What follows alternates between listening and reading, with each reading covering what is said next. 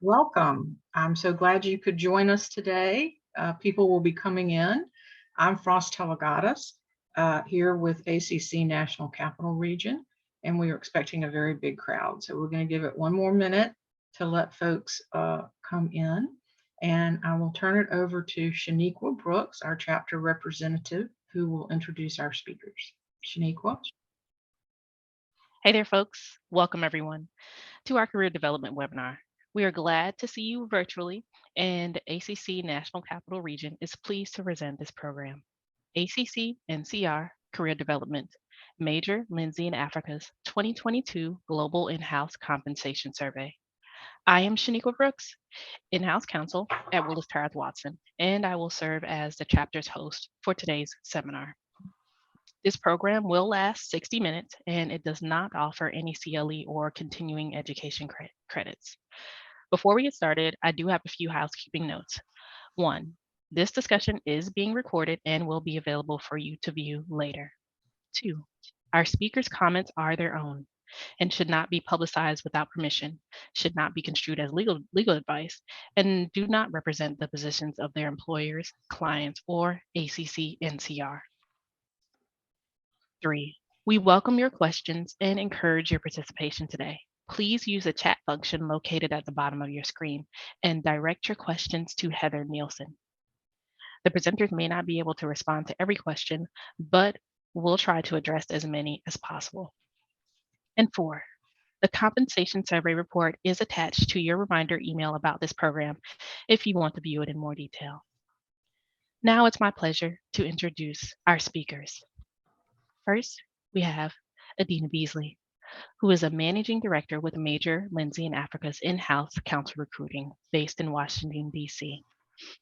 Her nationwide recruiting practice provides her clients with access to the best legal talent the market has to offer. She partners with corporate, nonprofit, and government clients on recruitment and retention of top legal and leadership talent, and is respected by clients for her honest advice, detailed market insight, consultative approach, and clear communication. Adina grew up in Croatia and immigrated to the United States in 2001. She attended college and law school in Atlanta, Georgia, before moving to the Washington, D.C. area. She currently resides in Northern Virginia with her husband and 2 little ones. And next we have Deborah Ben-Cannon, a Major Lindsey in Africa partner and the senior practice leader for in-house counsel recruiting.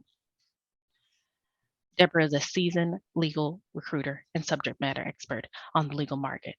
She brings more than 20 years of experience into her role as senior practice leader, where she works with CEOs, boards, and general counsel at organizations of all sizes to help them grow and develop their legal departments. She takes the time to truly understand her clients' needs, cultures, and dynamics, and acts as a guide through the hiring process. While her sense of humor eases the stress and pressures associated with the hiring process, her no-nonsense approach to identifying talent results in matches that transcend the basic position description requirements and dig deeper into the EQ and cultural fit of each candidate. She was recognized for her expertise in Law Dragon's 2020 Global 100 Leaders in Legal Strategy and Consulting. Thank you everyone for being here today. And now we'll turn the program over to Deb so that we can begin. Great, thank you so much. Heather, okay, thank you, Heather. So thanks to everybody for joining the 2022 MLA Global In-House Compensation Survey webinar with a focus today on the DMV. Before we dive in, we have a few housekeeping matters, some of which may be duplicative, but let's see. We're super excited to talk about the findings from the survey. We're going to walk you through first our top level findings, and then we're going to look at some localized findings for the DMV. We're going to be giving you a lot of numbers today. So if we do this without audience participation, it's not going to be a long webinar.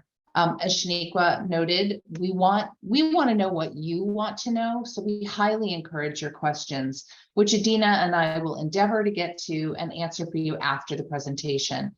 If you look, you'll see you have a chat feature at the bottom of the Zoom screen.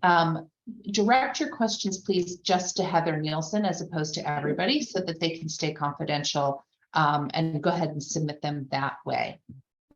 All attendees are in the listen-only mode for the duration of the presentation. And just, I know you saw this, but the call is being recorded. The recording is going to be shared by ACC after this and also available on the MLA website in the next few days. So I think we can get started. I am not seeing anything but just the slides. Is that right? Oh, no. Okay, well, okay, now I'm seeing, I think it's, I changed it to the gallery mode. Okay. All right, wonderful. So as Shaniqua so kindly introduced us, I'm Deb Ben-Kanan. I'm a partner with MLA. I'm the senior practice leader for Major Lindsey and Africa's in-house recruiting practice. And I have been with Major Lindsey for 21 years, the first 11 in Southern California and the last 10 in DC. My practice is global. I focus on in-house placement at the highest levels, all shapes and sizes, Fortune 500s, private equity, small companies, universities, nonprofits. Before MLA, I spent 5 years as a litigator in San Diego. Now my colleague Adina. Hi, everyone. Thank you so much for joining us today. I'm Adina Beasley, Managing Director at Major Lindsey and Africa In-House Counsel Recruiting. I graduated from law school in 2009, clerked for a year, and went straight into legal recruiting. So I've been doing this for a little over 11 years now. I sit here in DC with Deb, and I focus on in-house legal and compliance placements. And I have placed attorneys at all levels, from counsel to general counsel and chief compliance officer roles. And I do that for clients here in the US and internationally. Thank you all so much for joining us. And I think we can get started. I'm excited. So it's been 2 years since we all got together and discussed in-house compensation in this format. I remember our last, Deb and I gave out a global in-house compensation webinar in July of 2020. And everyone wanted to know what COVID was going to do to the legal market and how it's going to impact compensation. And candidly, we struggled back then, as to how to answer those questions. So one of the biggest reasons why I'm so excited about this latest survey is that we get to look back. We get to look back and see what happened over the past 2 years. So we kicked off this survey in spring of this year, and we reached out to 26,000 in-house counsel. We received 3,300 responses from 46 countries. So truly robust global survey. And we did all that during one of the hottest in-house recruiting or legal recruiting markets we've ever seen. There were so many factors that kind of came together and really created this tremendous surge in demand for in-house talent. And some of those were COVID related and others were non-COVID related factors. But this tremendous demand for legal talent, we saw how it really put pressure on companies to reassess their compensation and increase compensation almost across the board for all roles we surveyed, from counsel to general counsel level, with the exception of counsel level roles. Though that role was the only role where we saw a decrease in compensation. And we'll talk about that in a few minutes here. And as Deb mentioned, we have a lot to share with you today. We will try not to bore you with too many numbers. And if you're interested in reading the entire 33-page report, we invite you to scan the QR code and read it at your leisure. All right, I'll turn it over to Deb to kick us off. All right, so let's get some of the nomenclature out of the way. We're going to be using one term a lot today when we're discussing our survey results, and that's TAC. You can see it on your screen. That's the total actual annual cash compensation. So that number is each respondent's base salary this year in 2022, plus their actual bonus from 2021. So that gives you their total actual annual cash comp. We do note that does not include equity. It's base and bonus. We will cover average TAC by role. And like Adina said, you're going to see that it's increased across the board for all roles except for the counsel role. And we surveyed functions from GC Chief Legal Officer, Regional and Country General Counsel, Deputy General Counsel, Assistant General Counsel, Senior Counsel, Counsel, and Chief Compliance Officer. All right, so let's go through the demographics. As Adina mentioned, there were 3,300 responses across the world. We're happy to report that in terms of demographics, respondents from the United States were somewhat more diverse than in our 2020 survey. So this year, 66% of the respondents were white. That's down from 72% in 2020. The increase in ethnic diversity was driven primarily by Black participants, who constituted 11% of the respondents in 2022, compared with 6% in the previous survey in 2020. Most of the global respondents were men, that was 56%, with 41% being women and 3% preferring not to say a gender or just listed other in the response. So Adina's going to start to drill down now on the US survey results. Wonderful. So we're starting with what I thought was one of the key findings that emerged from this survey, and that is our survey found that average TAC, so total actual cash compensation, base for 2022 and bonuses paid for 2021 increased across the board for all roles except council level role. And we saw those increases, we saw the largest increases for roles with managerial responsibilities. So you can see general counsel TAC increased by 15% on average, and deputy GCs increased by 12%. And other roles were more modest in terms of increase. And when we dissected these numbers and kind of dug deeper, we realized that most of this increase actually came from bonuses that were paid out rather than increases in base compensation. And there were two key driving factors that we believe drove this increase in bonuses: retention and company performance. So not surprising that 2021 was a really good year for a lot of companies. They saw a surge in revenue, and giving out larger bonuses rather than increasing base compensation was a sort of a budget-friendly way to retain talent, to reward your top performers, and also to retain new talent, especially in this hot hiring market. So that their companies had much more flexibility when it came to increasing bonuses. And we saw that in real life. We saw that in our everyday searches. Deb, I don't know if you have anything to add. I'm sure you saw it on your end too. Of course. So yeah, we did. We saw a trend of higher bonuses being played out in our searches at MLA over the last year and a half. We would launch a search. The company would start with a lower bonus. When offers came in, the bonuses are what we saw being negotiated up the most. That was especially true in general counsel roles. We believe that part of this is that general counsel are seen now more so than ever before as critical advisors to the C-suite. And so they're seeking bonuses that are more in line with what other C-suite members are making. Just as a side note, general counsel searches continue to hold strong. In Q1 and Q2 of this year, we placed 67 general counsel at MLA, with 32 of them being first-time general counsel.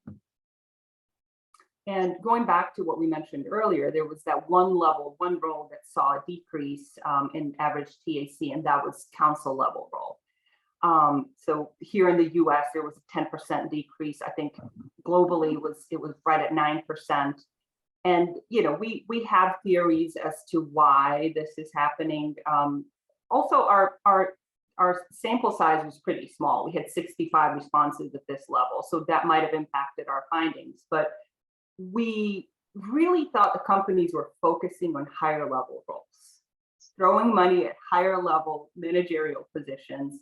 If you have someone doing tremendously important work at the top, you do whatever you can to keep them. So companies were really focusing on those higher level roles. And they tend to think that it is easier to backfill a lower level role. But interestingly here for us at MLA, those lower level council level roles are proving to be challenging when it comes to recruiting those level candidates. I have a search, Securities Council search, that's been open for 13 months. And I promise you, it does not take 13 months to close a search at MLA, but I think there were two factors there. It's a lower level role, and that skill set is in a really high demand. So that kind of came together and made this a very challenging role to fill. And I know my colleagues, we all commiserate, we share stories. There are other similar stories out there. Deb, I don't know if you have anything to add here. I'm sure you're seeing this too. Yeah, I mean, look, the security searches at the council level are next to impossible at this point. But if you take a security search and you move it to a corporate secretary level or a deputy general counsel level, it's a much more doable search, and the candidate pool is more robust. But that really has been the challenge of the last year. Council searches have been challenging, but boy, oh boy, security searches have been almost impossible. And if you know anyone out there, junior securities council, right, let us know. Send them to us, please. Wonderful. And now let's look at, as I mentioned earlier, these global numbers are not surprising. So they pretty much track what we found here in the US. So despite of economic instability caused by COVID and geopolitical events across the world, we did see that increase in average TAC for all roles except council level role, which again saw a 9% decrease. And now we're gonna, Deb is gonna walk us through some numbers based on ethnicity and gender. Great. TAC compensation in the United States by ethnicity varies widely depending on a lawyer's role, as you can see. The good news is at the front end that for chief legal officers, for example, earn an average annual TAC compensation of $500,000 or more, regardless of ethnicity. If you dig a little bit deeper into the numbers, though, this is where you see the disparity.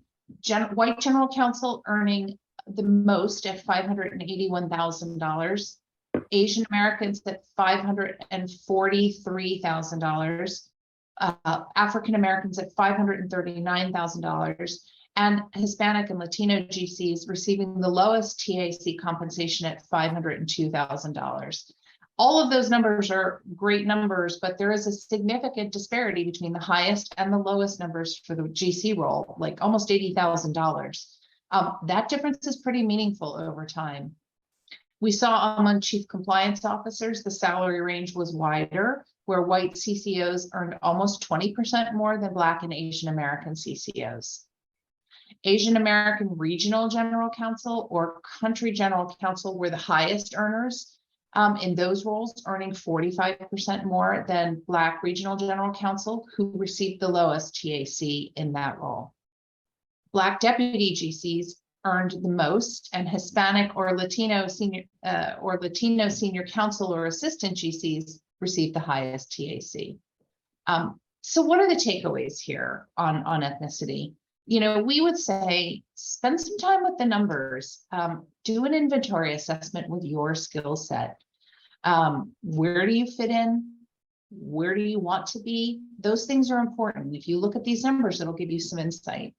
The next thing, diversity matters. You know, more often than not, I'm guessing, Adina, you would agree with me, at the GC level, the C-suite, I've not had a GC search where they haven't asked for a very diverse slate of candidates. The C-suite is looking, right, to diversify. Yeah, the general counsel role is often a strong place for that diversity. Third, just because you're getting a raise doesn't mean you're being paid what you're worth.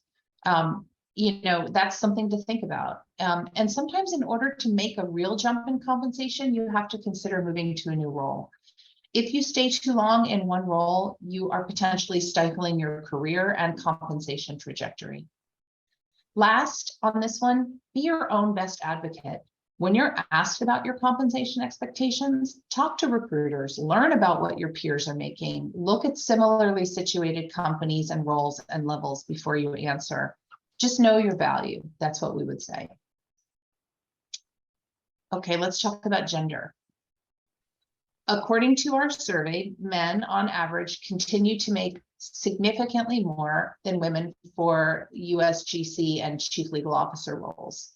In TAC compensation, male GCs averaged $604,000, with women receiving $522,000, a difference of nearly 16%. Again, on a yearly basis, this difference may not sound like a lot, but spending 6, 7, 8 years in a role, that number can really add up. The good news, though, is that in other legal department positions, the disparity is evaporating. We think that has a lot to do with women getting more and more comfortable speaking about compensation and sharing compensation numbers with other women. Women and men in the United States reported nearly equal TAC compensation in every other role. Actually, in the regional GC, country GC, and the senior counsel assistant GC roles, average compensation for women exceeded that of men. So on gender, what are the considerations? Women continue to undersell themselves. We ask women to do their homework, consider their value, ask for what they need. That goes beyond base, bonus, and equity. I know a female Fortune 500 general counsel who negotiated compensation package based upon what her C-suite peers were making. Once she was onboarded, she realized that the men had received many other perks that she didn't negotiate for. She didn't even know existed. So start with thinking about what's important. That's your starting point. What is important to you? The next consideration, much of the differential in pay still could be attributed to the fact that there are just fewer women who hold those chief legal officer roles than men. It could also be because offers to women come in lower. And I think Adina is going to touch upon the compensation laws, but we do think that that's significant.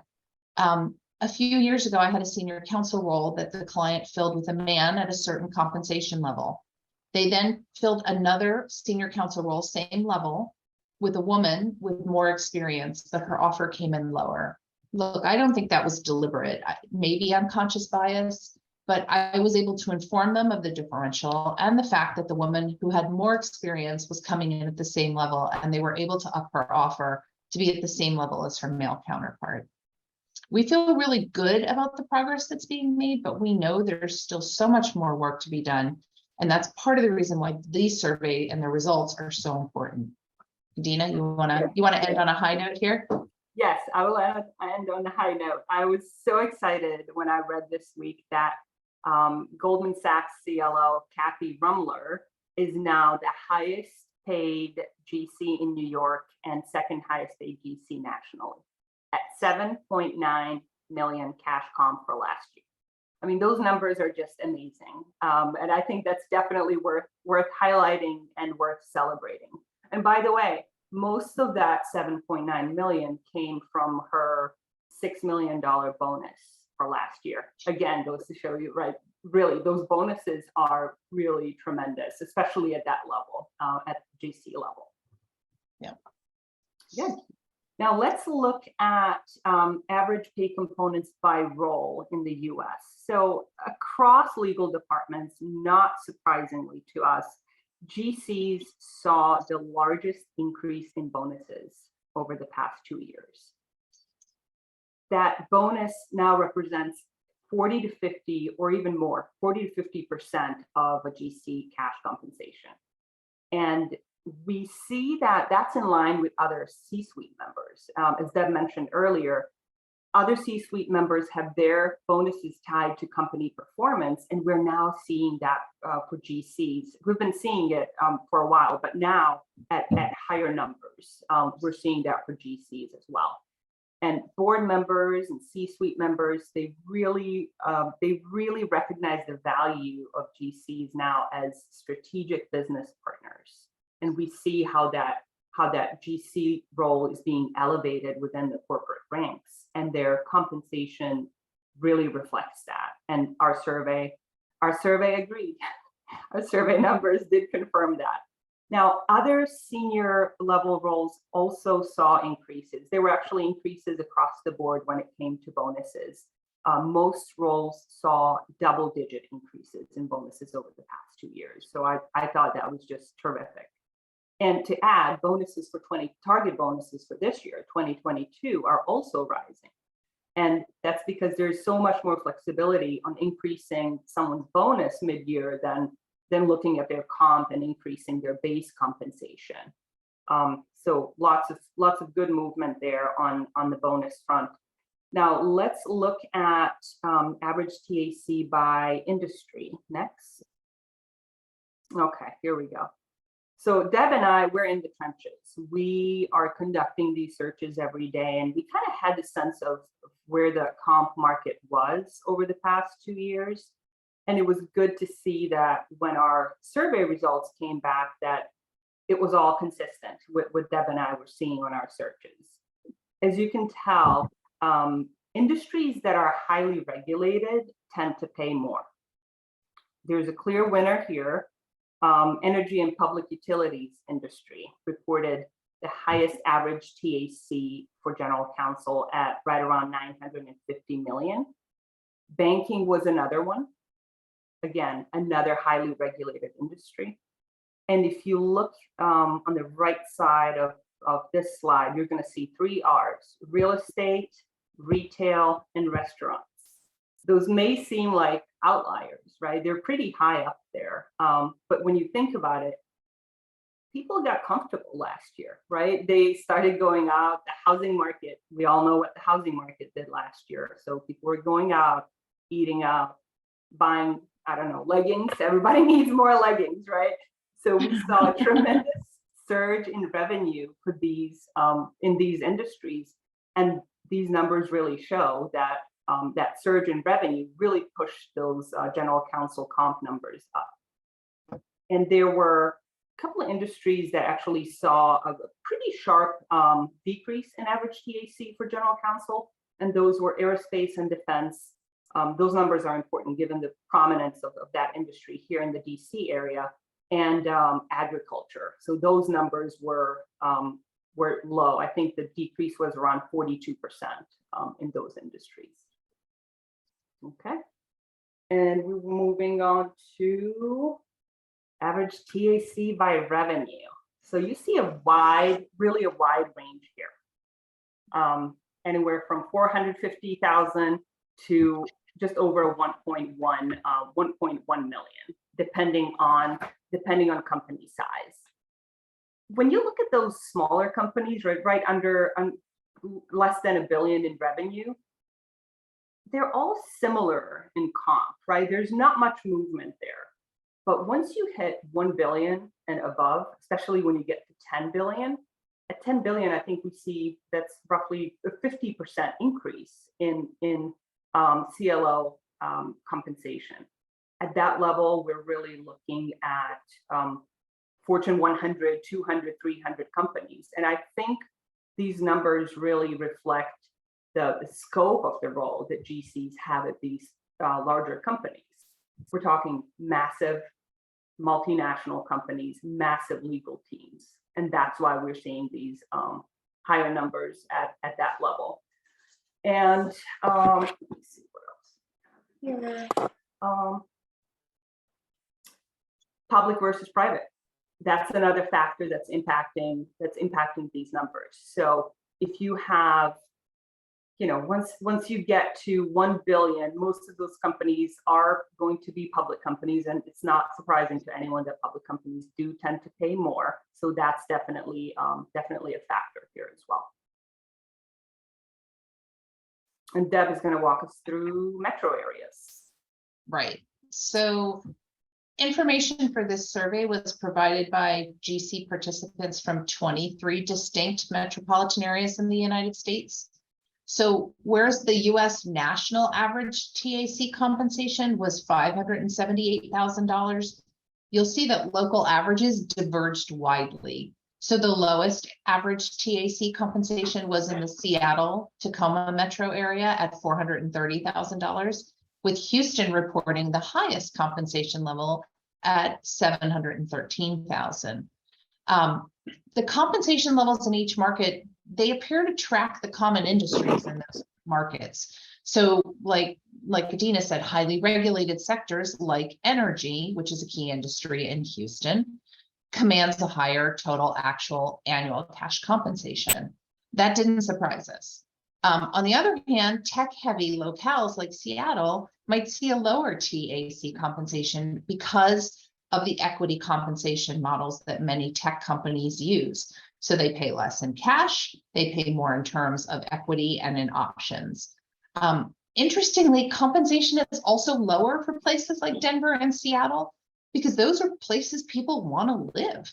Adina and I get probably at least 2 calls a week from people saying, I don't want to relocate unless you have a position in Denver or Seattle, because those are really desirable areas. So compensation may be lower in those markets because companies just have a larger selection of candidates to choose from.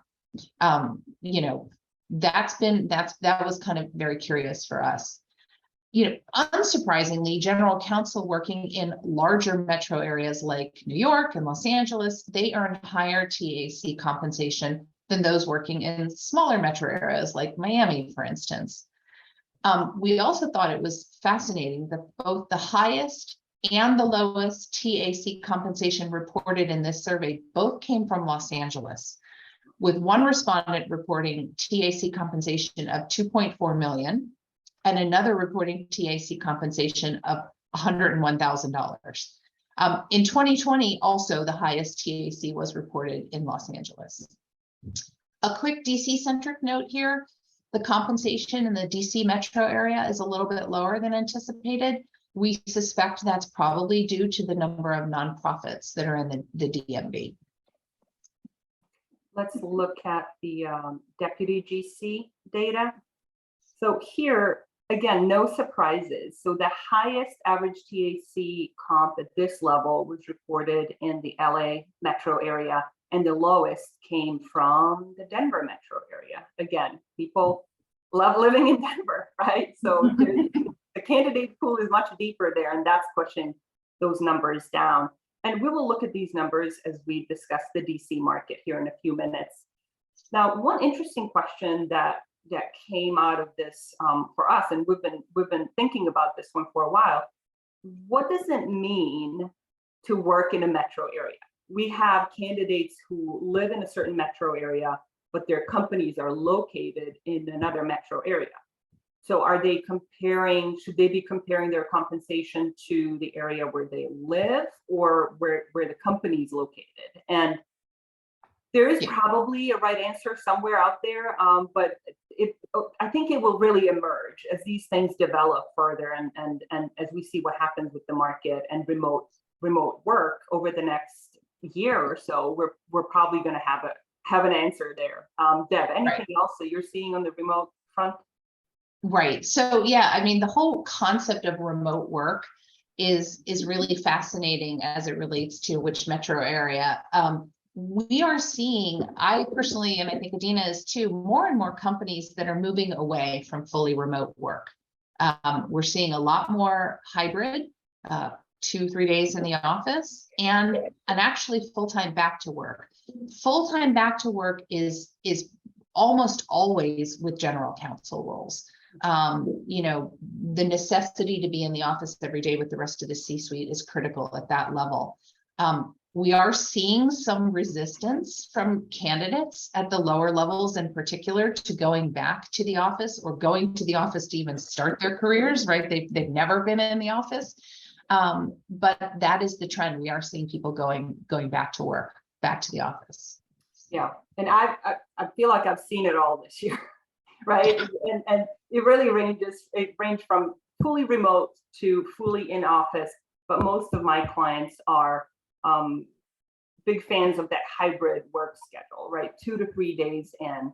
Another thing that I noticed related to remote work is candidates are really negotiating kind of different things that were not as common before, like furnishing someone's home office or getting an apartment or paying for travel to and from where the company is located. And they're looking for those things at lower levels. So we're not just talking general counsel level candidates. So yeah, I've seen it all this year. And companies are pushing back on that. They don't want to furnish your home office. Yeah, those you things know. really add up, and we are getting pushback from clients on those things, especially at lower levels. Yeah. So now I think we can dive into our DC specific findings. And please, I'm just going to remind everyone, please take the survey next time you get it. We received 200 responses from the DC metro area. We would love to see those numbers go up. It's going to give us better data, tighter data, and it's going to be very helpful. So please click on that link. It takes about 4 or 5 minutes to complete the survey. All right, so DC, let's start with gender. So as you see from this slide, unfortunately, this was a disappointment to me on a national level and local level here. As Deb shared with you earlier, we're still struggling with that gender pay gap. And that is, that's what we're seeing here in DC. You can see that male GCs make significantly more than female GCs in this area. Things look a little better on lower levels, right? You see at senior council level, numbers are about the same. And midway through at deputy GC, so mid-level roles, the gap is reversed. We're seeing female deputy GCs making more than male GCs. So some positivity, some positive movement there. And Deb mentioned new comp laws.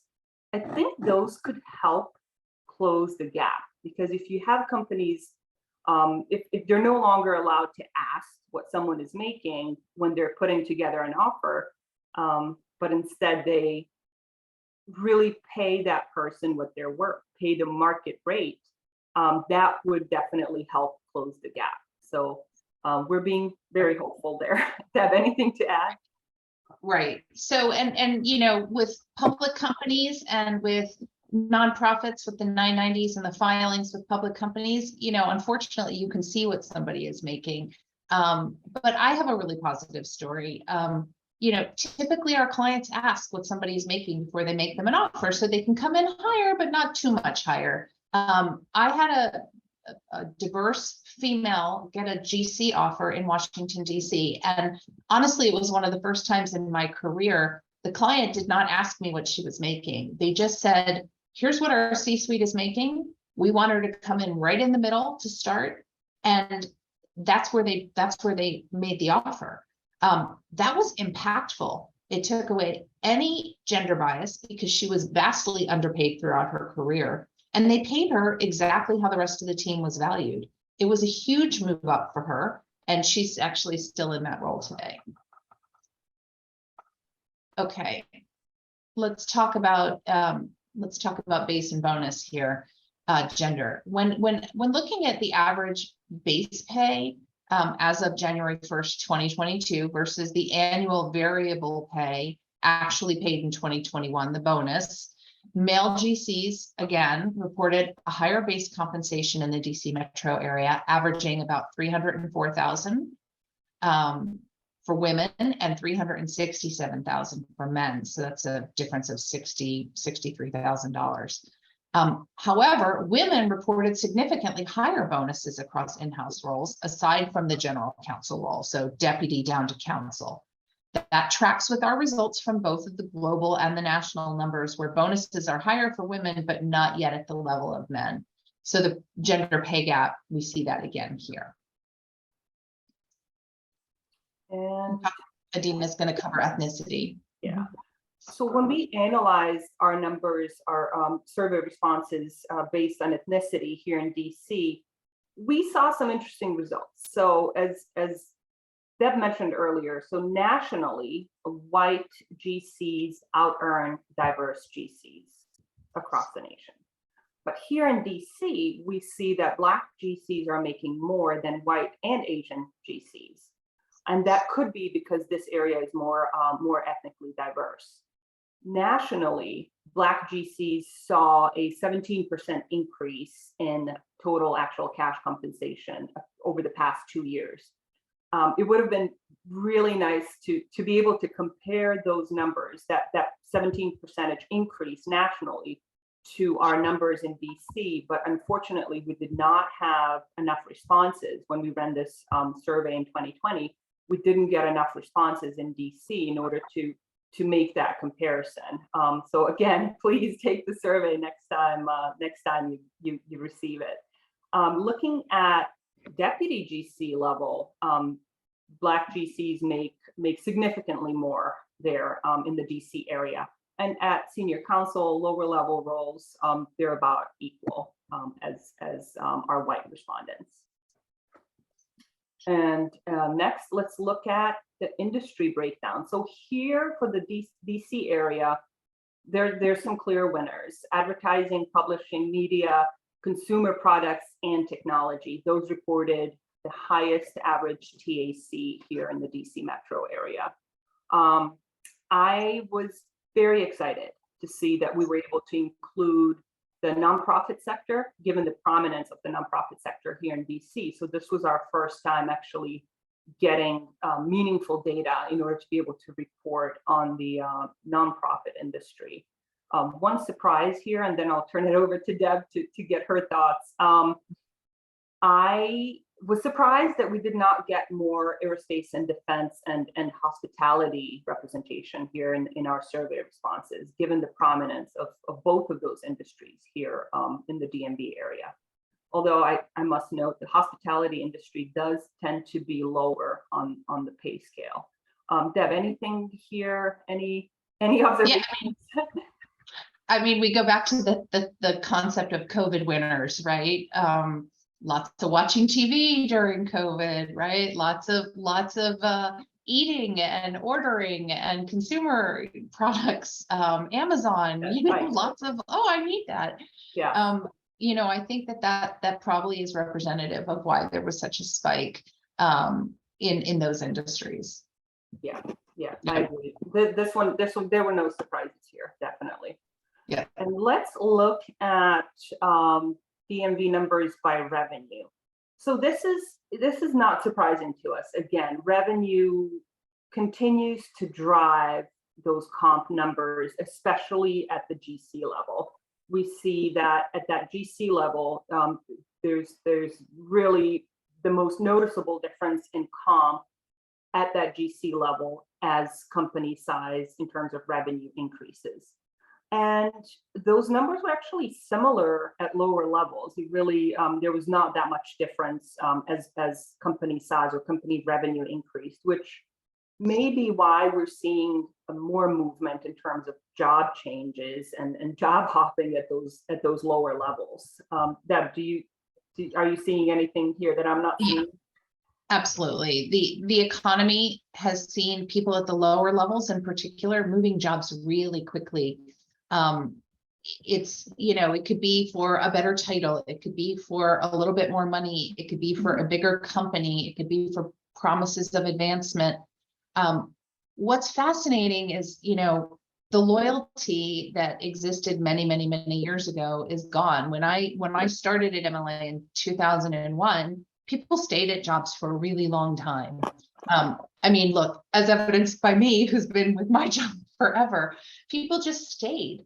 That's gone now. I mean, we are seeing people move after 6-9 months, you know, for the promise of something better. I don't necessarily, I mean, this is just my personal opinion. I don't necessarily think that that's the wisest thing in a career trajectory, but it is happening and it is changing. And the way a lawyer's resume looks is very different now than it was 20 years ago. I mean, Adina, can you talk a little bit? Yeah, I'm definitely seeing the same thing. Obviously, we, especially over the past year and a half, but I'm wondering if that will actually change, right? Once the market recalibrates and maybe cools off a little bit, are we going to stop seeing that trend? So I guess we shall see, right? Another thing I wanted to mention, and Heather shared this with us, we received so many bounce backs from folks who took this survey 2 years ago. So we emailed them again this year to take the survey, and we were shocked at the number of bounce backs we received from folks who changed jobs over the past 2 years. So lots of movement lots of movement there. And if I'm not mistaken, I think we're actually done. We're ready for some questions. Yep, and Heather, come on up. Okay, let's make sure I did this right, because I'm a GoToWebinar gal, not a Zoom chick. So let's make sure. You can hear me? Raise your hand, you too. Yes? Okay, cool. I've gotten a lot of questions, so you might see me squinting up at the screen to try to read these, but real quick, this is where you can get the report. You can get the report several ways. You can scan this right now. Everybody should be used to scanning QR codes if you've been dining out at, shacks outside to eat your food the past, 2 years. Scan this, it'll download to your phone. Frost also said she would send it out after. I think she sent it before.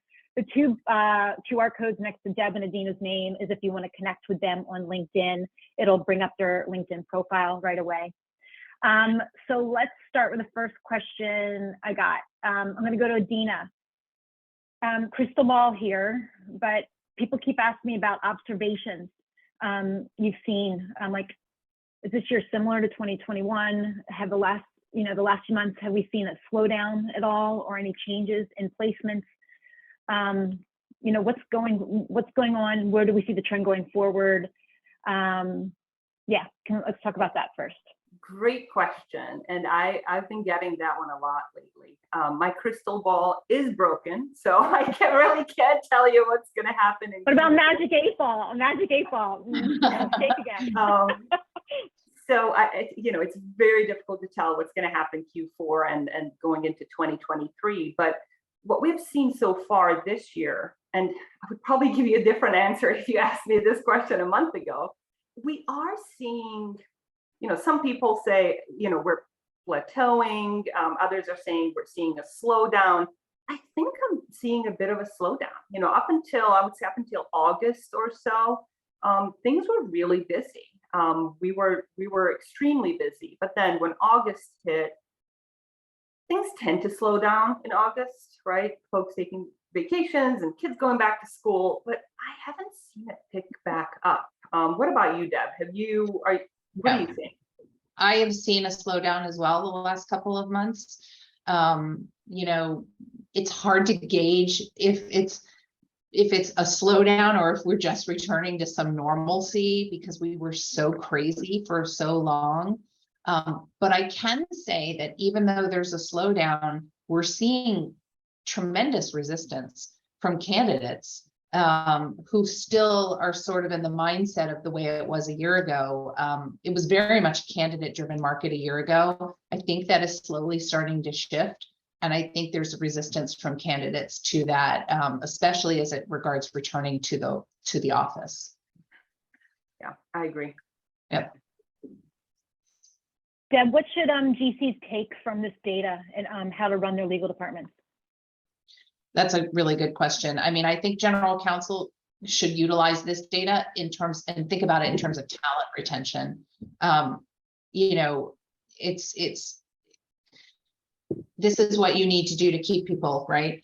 Now, I'd add that while money is important, the other things that have become very important after COVID and through COVID is the work environment, job flexibility, the ability to grow and expand. All of those things are now important as well.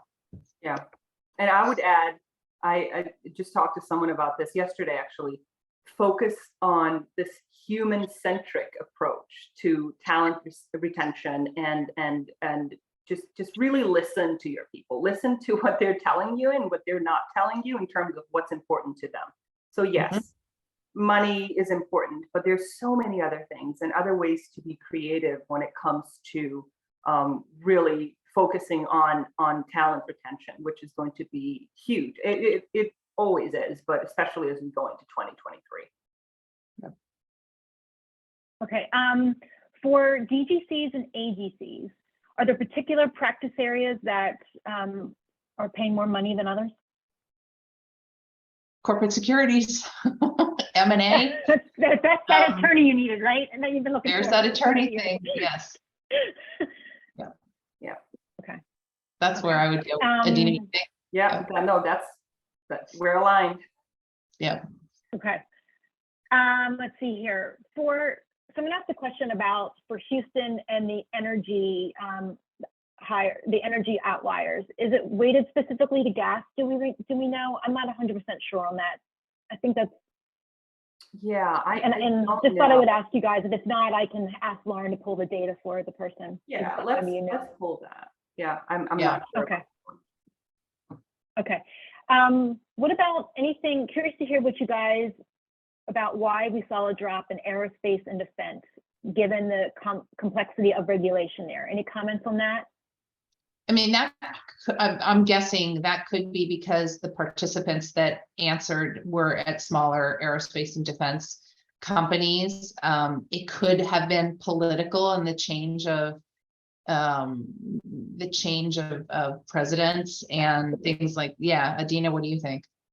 I thought about that one too. I was trying to pull up defense spending numbers before. I'd be like, okay, was there a sharp drop in defense spending?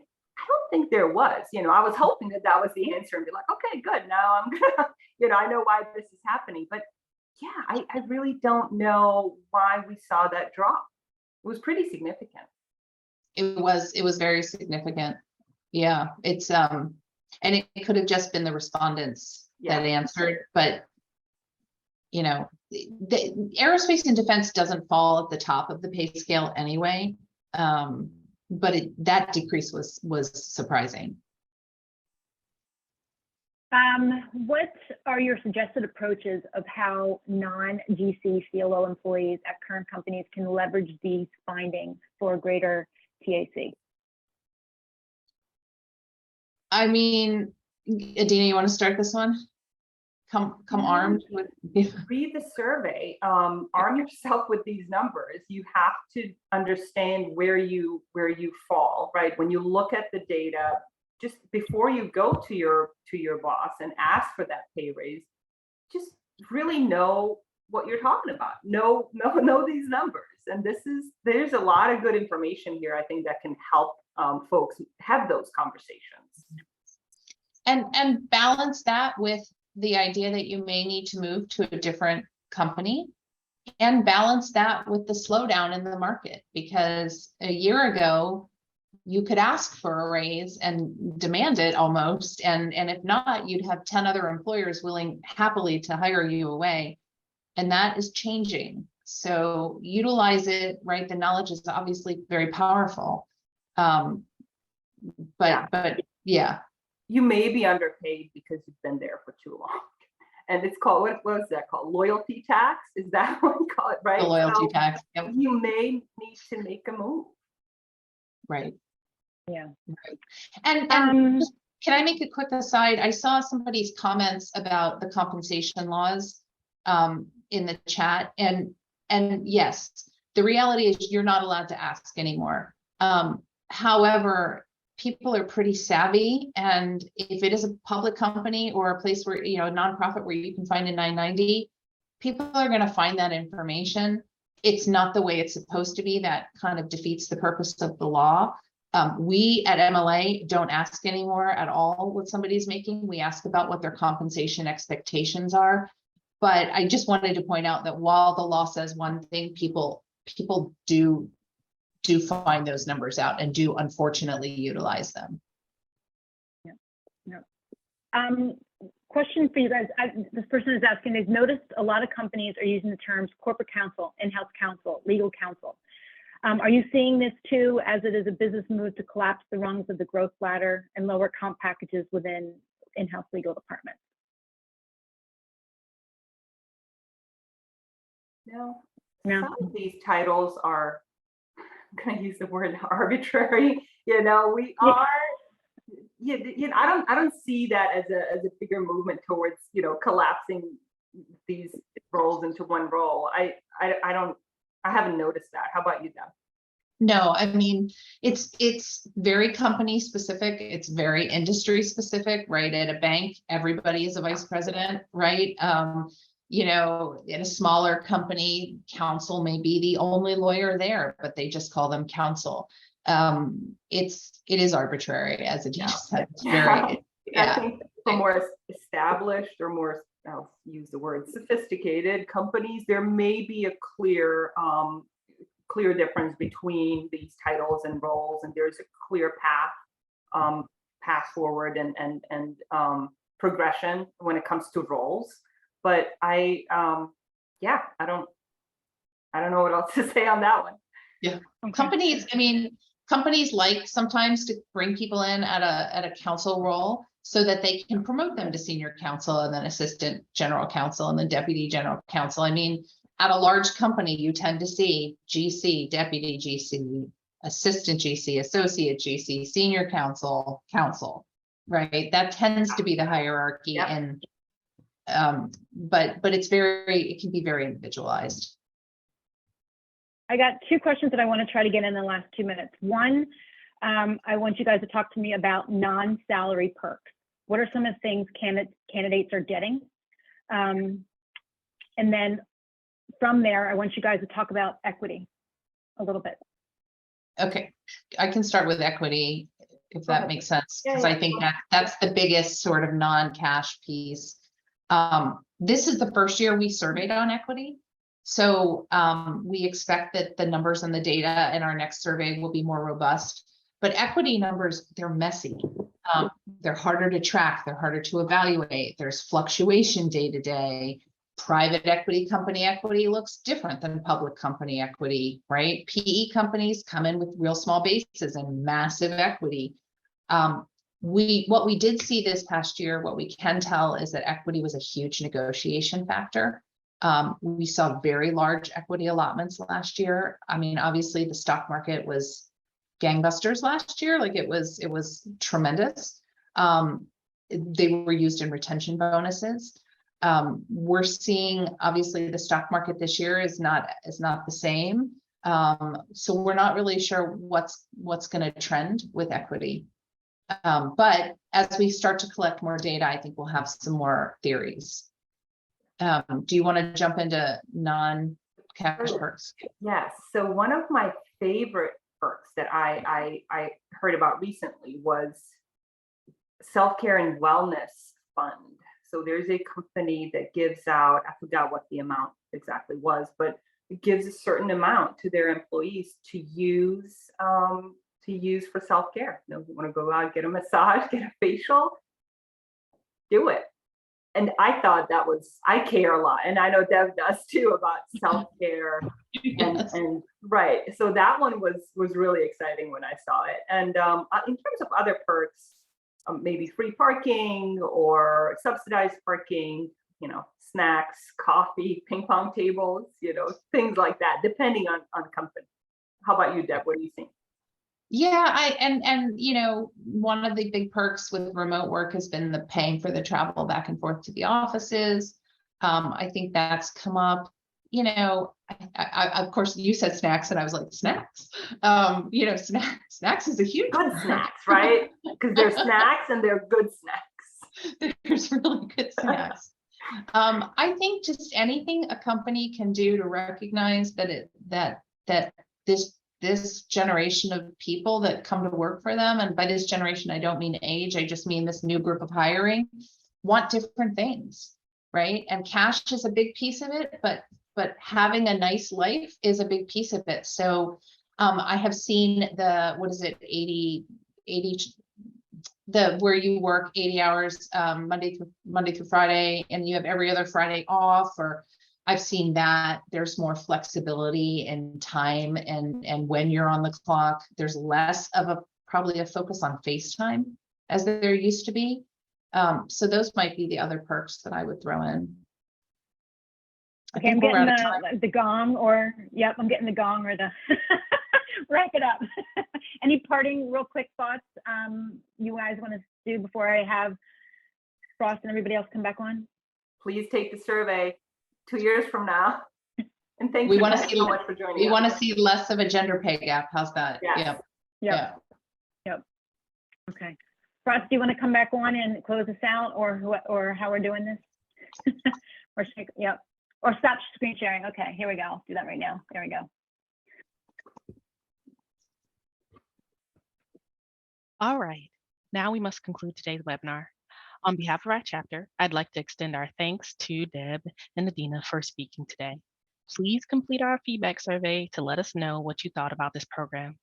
We appreciate your support of our career development programs and look forward to seeing you in person on December 6th for our annual Professional Development 360 event in Tysons. Until then, please stay safe and healthy. And thank you for joining us today. And I don't know, Frost, if you have any other closing remarks. Nope, that's all. Everybody's going to get another link to the compensation survey in their final post-event email. And if for some reason it doesn't work, just reach out to me and I will make sure you get it. Thank you. Thanks, folks. Thank you all. Thank you. Thank you. Thanks, guys.